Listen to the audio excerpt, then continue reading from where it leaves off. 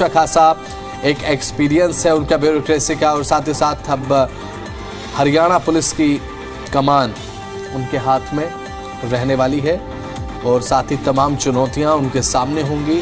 Police महकमे को संभालने के साथ साथ हरियाणा की जनता, हरियाणा के लोगों को एक कानून व्यवस्था पूरे तरीके से सुदृढ़ करके देना और साथ ही एक सुरक्षा का एहसास हरियाणा की जनता के मन में हो, ये भी एक चैलेंज, एक टास्क उनके सामने रहेगा। तो ये तस्वीर देखिए, पंचकुला से लाइव तस्वीरें आपको दिखा रहे हैं अजय सिंघल की, और नए डीजीपी के तौर पर अजय सिंघल अब आपको दिखाई देंगे। ये ताजा तस्वीरें हैं, लाइव तस्वीर है।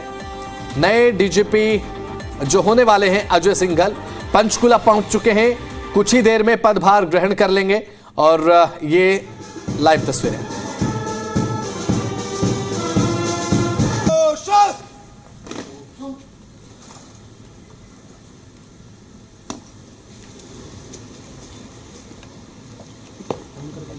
जय श्रीमान, सम्मान गार्ड आपके निरीक्षण के लिए हाजिर है श्रीमान। जय श्रीमान।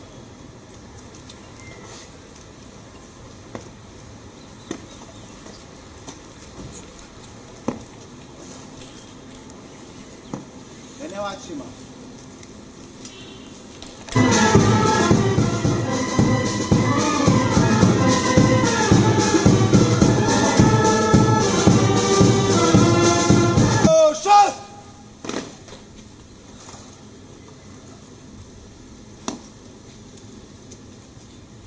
ये दो तस्वीरें आपकी स्क्रीन पर, नए डीजीपी का स्वागत पंचकुला में किया गया है और परेड की सलामी अजय सिंघल ने ली है और कुछ ही देर में नए डीजीपी के तौर पर पदभार ग्रहण करने वाले हैं अजय सिंघल।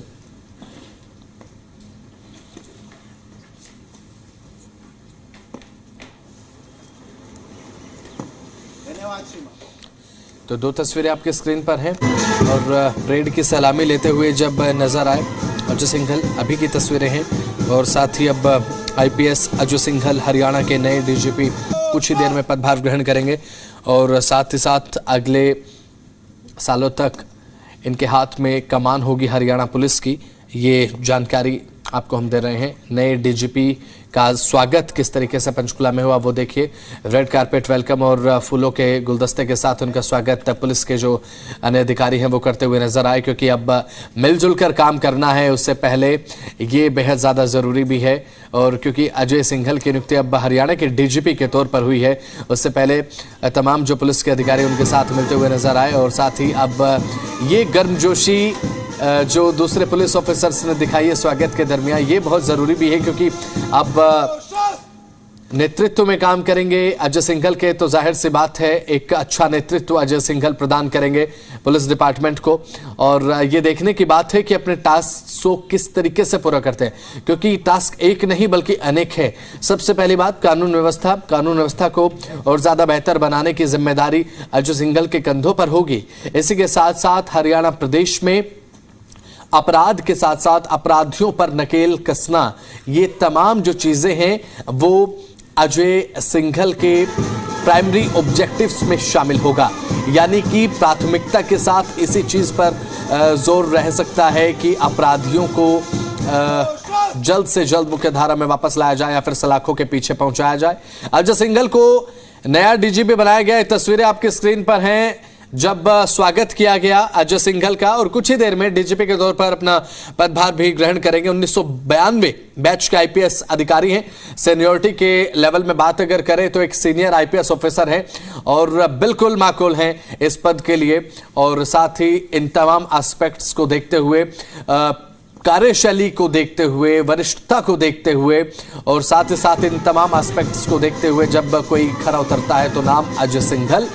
और अब पंचकुला से लाइव तस्वीरें, नए डीजीपी के तौर पर अजय सिंघल का चेहरा और साथ ही अजय सिंघल की जो कार्यशैली है, एक अच्छा पुलिस ऑफिसर होने के नाते वो अब इंप्लीमेंटेशन के रूप में दिखाई देगी हरियाणा में पुलिस डिपार्टमेंट में। नए डीजीपी का ये ग्रैंड वेलकम किया गया, रेड कारपेट वेलकम उन्हें दिया गया है, क्योंकि अब हरियाणा में काम करना है और हरियाणा में काम इस तरीके से पुलिस डिपार्टमेंट से करवाना भी है कि यहां पर कानून व्यवस्था दूसरे प्रदेशों के लिए पूरे देश में एक मिसाल बन जाए।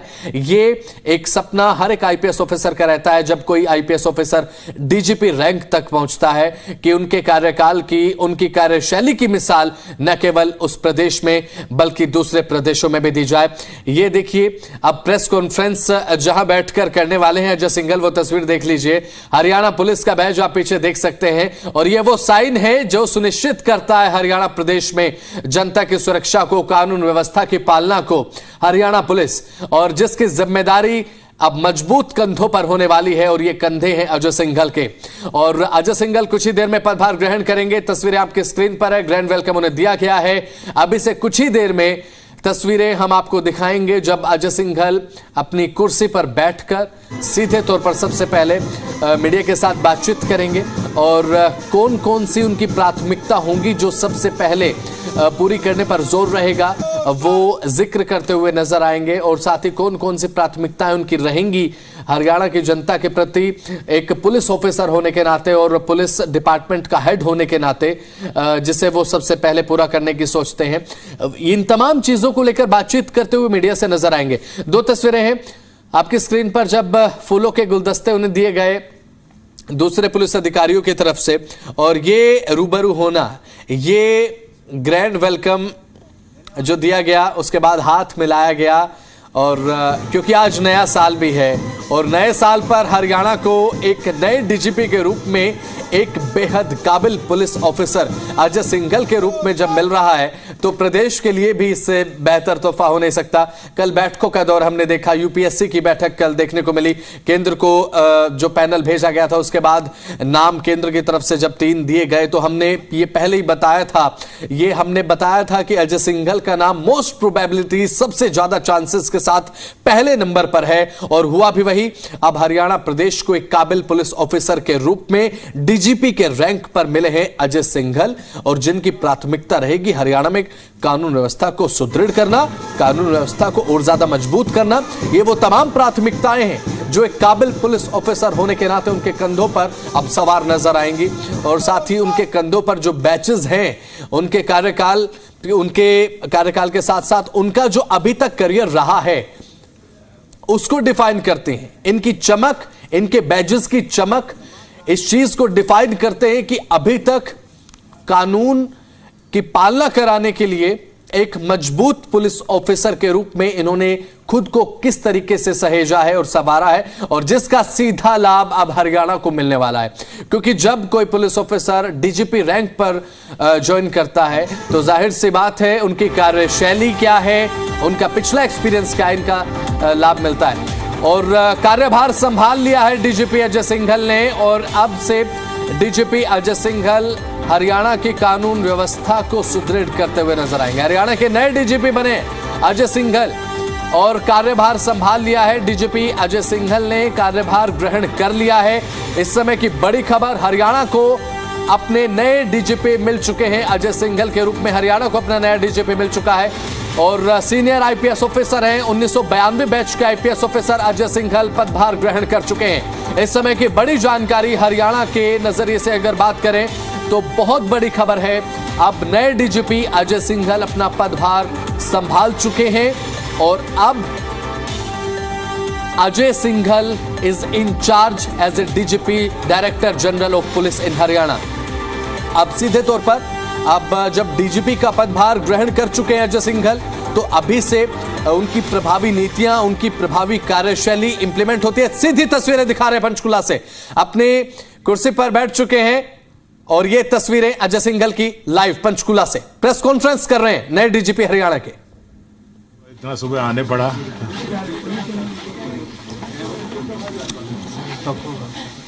हाँ नहीं मिल पाया।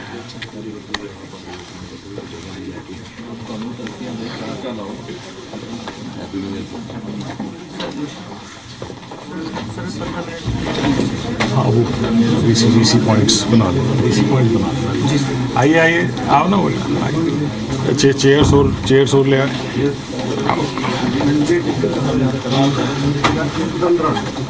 So should we begin?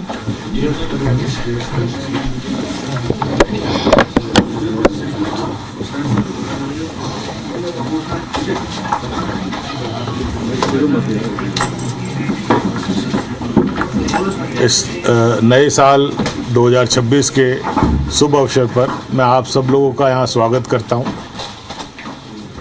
मैंने अभी डीजीपी पद पे साइन किया है और उसके चार्ज लिया है, जैसा कि आपको मालूम है।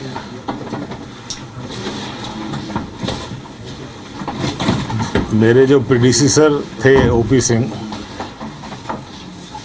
उनसे तो आपका बहुत ही ज़्यादा तालमेल रहा है और परिचय भी रहा है, और मैं I am not a very good speaker like him, तो वो एक थोड़ा शॉर्टकमिंग आपको फेस करनी पड़ेगी, क्योंकि वो तो बहुत ही बढ़िया बोलते थे और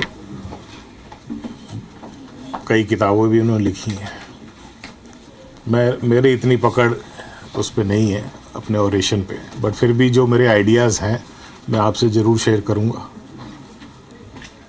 मैंने 1992 बैच में आईपीएस ज्वाइन किया और ओपी सिंह साहब और आलोक राय साहब दोनों हम सब ने इकट्ठी ट्रेनिंग करी, और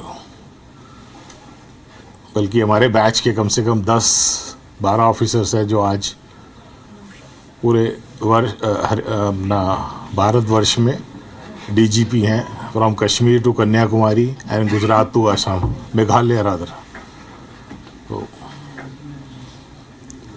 मैं बहुत ही शुक्रगुजार हूँ अपने मुख्यमंत्री जी श्री नायब सिंह जी सैनी का, जिन्होंने मुझे कार्यभार सौंपा, और मेरी तरफ से पूरी कोशिश रहेगी कि हम उनके निर्देशों पे और हरियाणा की जनता के उम्मीदों पे खरे उतरें।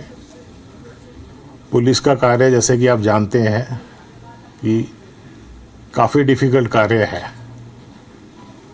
आप लोगों का भी बहुत डिफ़िकल्ट कार्य है कि दिन रात आपको कार्य करना पड़ता है, और डॉक्टर्स का भी बहुत है। बट पुलिस का कार्य इसलिए भी डिफ़िकल्ट हो जाता है कि हमें पहले अपने क्लाइंट को ढूंढना पड़ता है। जो क्रिमिनल है वो छुपा हुआ है कहीं, उसको ढूंढना पड़ता है, फिर हमें उसके खिलाफ एक्शन लेना पड़ता है।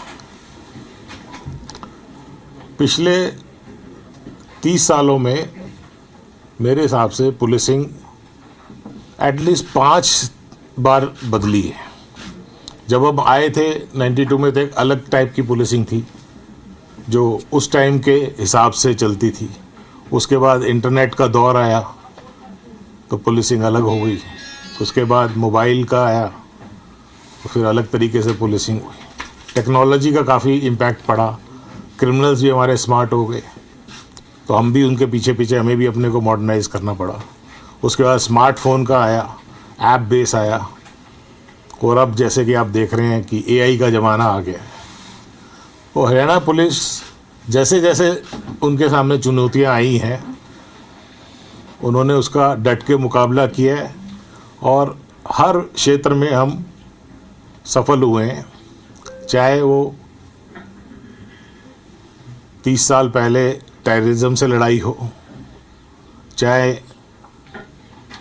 क्राइम कंट्रोल हो, चाहे लॉ एंड ऑर्डर सिचुएशन हो, और अलग अलग प्लेटफॉर्म पे हमें सराहा गया है।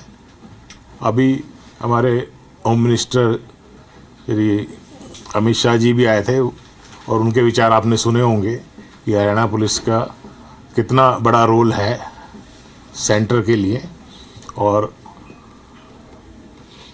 पूरे रीजन में शांति बनाए रखने के लिए।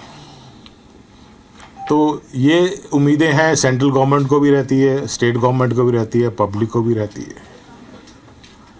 इन सारे चैलेंजेस के मद्देनज़र, चाहे क्राइम कंट्रोल है, लॉ एंड ऑर्डर है, ट्रैफिक है, सिक्योरिटी है, और जो अभी नए चैलेंजेस उभर के आए हैं टेक्नोलॉजी के कारण, जैसे cyber crime, narcotics, extortion calls, हम इससे अनभिज्ञ नहीं हैं। हमें इसका पूरा ज्ञान है, हमारी टीम्स लगी हुई हैं, हमारी पूरी हरियाणा पुलिस जो हमारा आईपीएस ब्रास है वो सब हम बैठ के इस पे मंथन करते हैं और इस पे स्ट्रिक्ट एक्शन लिया जा रहा है और आगे भी लिया जाएगा। अभी जैसे आप जानते हैं ऑपरेशन ट्रैक डाउन चला, ऑपरेशन हॉटस्पॉट चला और विजिलेंस में हमने पीछा करो चलाया, तो उससे हमें बहुत सक्सेस मिली है। तो जो बेस्ट प्रैक्टिसेस हैं वो कंटिन्यू करेंगी और जो कुछ मेरे आइडियाज़ हैं वो मैं डिस्कस करूँगा, चाहे वो पुलिस वेलफेयर का हो, चाहे हमारे मॉडर्नाइजेशन का हो, चाहे क्राइम ट्रेसिंग का हो। और काफ़ी हमने स्टेप्स बनाए, क्योंकि मैं यहाँ पे काफ़ी दिनों से हेडक्वार्टर में ही नीचे डीजी ह्यूमन राइट्स लिटिगेशन था, तो मेरे पास जो आइडियाज़ आते थे मैं उसको लिखता जाता था। अब 8-9 पेजेस के आइडियाज़ बन गए हैं यहाँ पे, तो उसको कैसे हम कार्यान्वित करेंगे, अपनी कैसे उसको इम्प्लीमेंट करेंगे ये देखना है। इसके अलावा जो अभी 3 नए क्रिमिनल लॉज गवर्नमेंट ने लॉन्च किए, तो जब लॉन्च किए तो हमें लगा कि ये तो जी पता नहीं क्या झंझट आ गया, ये कैसे करेंगे। बट जैसे जैसे हमने उसको समझा और ये पाया कि ये एक आने वाली पीढ़ी के लिए, एक नए भारत के लिए एक बहुत ज़रूरी था। अभी हम पुराने कॉलोनियल लॉज हम फॉलो करे जा रहे थे, पुराने तरीके। अब इस नए लॉज में नए साइंटिफिक तरीके उसमें डाले गए हैं, सजाएं कम ज़्यादा की गई हैं, आज के हिसाब से कुछ क्राइम्स को और स्ट्रिक्ट बनाया गया है, कुछ जो नॉर्मल क्राइम थे उसको अपने पब्लिक कम्युनिटी सर्विस में डाल के उसको डीक्रिमिनलाइज किया गया है। ऐसे ऐसे हमने जो सरकार ने इसमें फैसले लिए हैं जो कि एक बहुत दूरदर्शिता दर्शाते हैं। और इस पे हरियाणा पुलिस, अभी होम मिनिस्टर साहब श्री अमित शाह जी ने भी कहा कि हरियाणा पुलिस इम्प्लीमेंट करने पे देश में नंबर 1 है और आने वाले टाइम में भी हम इस पे बहुत ही एक्टिव रूप से कार्य कर रहे हैं और इसको सक्सेसफुल बनाएंगे। और इससे इसका रिजल्ट भी आने शुरू हो गए हैं। जो अभी कन्विक्शन रेट थी, अभी मैंने देखा कि वो बढ़ के 72% या 73% हो गई है। और अगर हम उसको स्ट्रिक्टली इम्प्लीमेंट करेंगे तो we will achieve 100% sir conviction rate. तो यही अभी तो हमारा मैसेज है और आपके माध्यम से मैं पब्लिक को भी भरोसा दिलाना चाहता हूँ कि किसी को भी किसी बात की प्रॉब्लम है, वैसे तो हम पहले भी यहाँ पे हमारा कंप्लेंट का एक सिस्टम है, हम सबको सुनते हैं, उसको कार्रवाई करते हैं। तो अभी मैं उसको ऑटोमेट करने जा रहा हूँ। जो सबसे पहला स्टेप हम ये लेंगे कि जो भी ग्रीवेंस रिड्रेसल है उसको हम यहाँ पे नोट करेंगे उसको, और उसके हिसाब से हम कार्य करेंगे। मैंने एक यहाँ पे एक सॉफ्टवेयर पिछले कुछ दिनों में बनाया था जिसमें हम क्राइम अगेंस्ट वुमेन, दलित वर्ग और NHRC कंप्लेंट्स को हम मॉनिटर कर रहे थे। उसमें हम सॉफ्टवेयर में डाल के हम हॉटस्पॉट उसमें डिटेक्ट कर लेते हैं कि भाई यहाँ पे भिवानी या हिसार के एरिया में SC ST की ज़्यादा कंप्लेंट्स हैं, तो उस पर हम फोकस कर लेते हैं। इससे सिंपल स्ट्रैटेजी, कोई बहुत ज़्यादा साइंटिफिक नहीं है कि जहाँ पे आपको कोई केस बढ़ते नज़र आए, मर्डर के केस बढ़ते रहें, आप वहाँ पे चले जाएं। जहाँ पे साइबर क्राइम के केस बढ़ते रहें तो वहाँ पे आप जाके, तो यही स्ट्रेटजी हम अपना रहे हैं और इसको हम पूरा साइंटिफिक तरीके से इसको इम्प्लीमेंट करेंगे। इसके अलावा जो आपसे सजेशन आएंगी और आपसे हमें शेयर करनी होगी, हम इसको रेगुलर बेसिस पे इसको हम एक फॉर्मलाइज कर देंगे कि एक पर्टिकुलर टाइम पे आपको सूचनाएं और हमारी जो गतिविधियां हैं उसकी जानकारी आपको प्राप्त होती रहे और हमारे एंड पे जो भी आपको कठिनाइयाँ फेस होती हैं वो हम उसको पूरा करने की कोशिश करें। सर 2025 में ऑपरेशन ट्रैकडाउन चला सर, तो अब आप 2026 में नए डीजीपी के तौर पे आए। आपने सर कुछ प्लान किया? हाँ, आपने कुछ प्लान किया कि आपने अब कौन सा ऑपरेशन लॉन्च करना है और किसको ज़्यादा? वेल देखो ऐसा है, अगर आप इसको नामांकित करें, है ना, तो ऑपरेशन सिंदूर, ऑपरेशन ये आप तो इसका मतलब ये नहीं कि पहले कार्य नहीं हो रहा। पहले हमारी नाइट डोमिनेंस चल रही थी, अलग अलग हम तरीक़ों से अपना क्राइम पे हम कर रहे थे और ये सारे ऑपरेशन चल रहे थे। बट हर जो व्यक्ति आता है वो अपने परसेप्शन से उसको रीऑर्गेनाइज करता है। मैं आप बताता हूँ, जैसे हमारे पीछे डीजीपी के अग्रवाल साहब थे, जब नूह में साइबर क्राइम हो गया हम पूरी फोर्स लेके वहाँ पे पहुँच गए और हमने सारे घर की चेकिंग करी, पता नहीं कितनी हमें संपत्ति मिली, कितना वो मिला, और वो नेशनल लेवल पे नहीं इंटरनेशनल लेवल पे सराहा गया।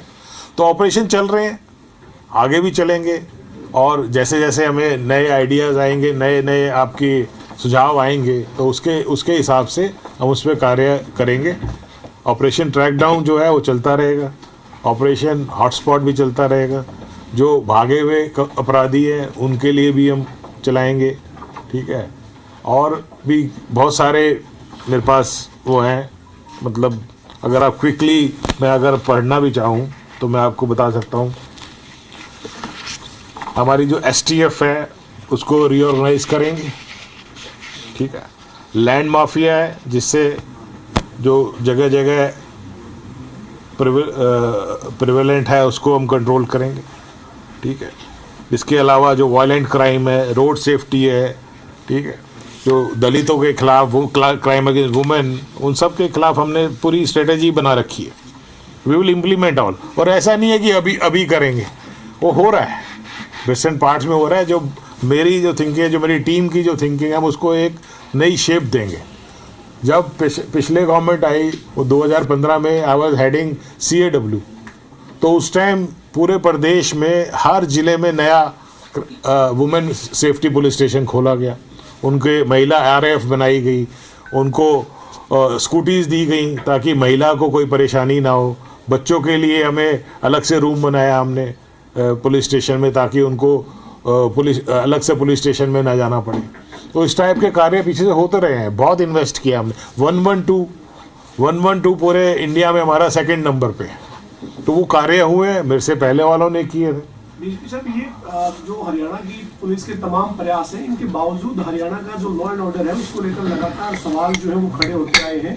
चाहे वो हालांकि वो राजनीतिक तौर पर आरोप प्रत्यारोप का मामला भी है जिसमें विपक्ष आरोप लगाता है।